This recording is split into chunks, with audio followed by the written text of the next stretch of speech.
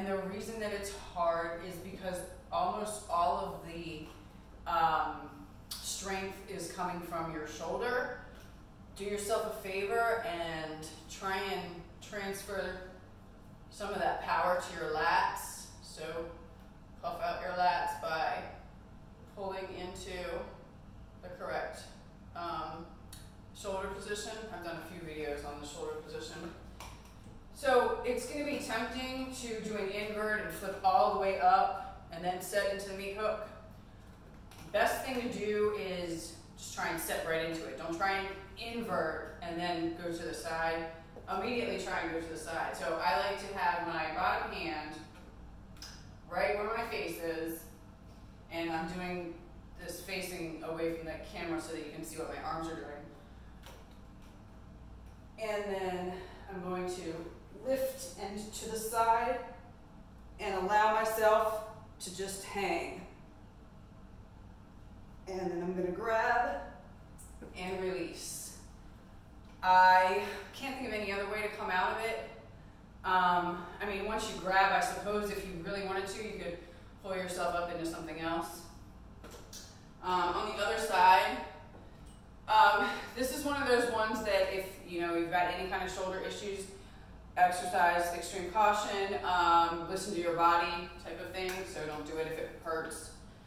Okay, again, next to the face with the bottom hand, top hand as far, up or down. I like to be in a baseball kind of chokehold thing.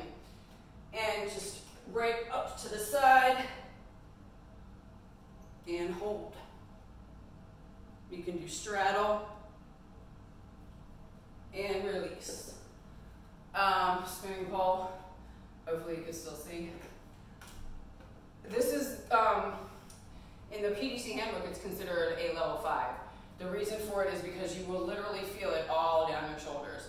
It's great if you want to develop those shoulder muscles, but like I said, listen to your body and be very, very careful with it.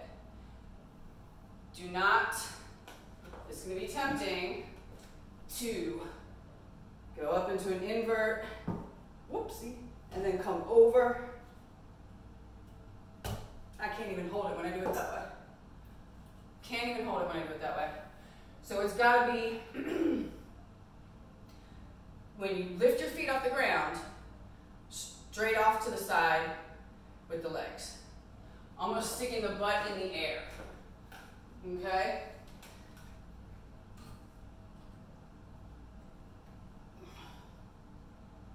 Actually, my butt is higher than my legs until I straddle. So there you go. Think of it like that.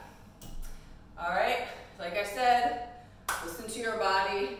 This is what I'm talking about when I say safe and happy pulling. Use a crash mat the first time you do that.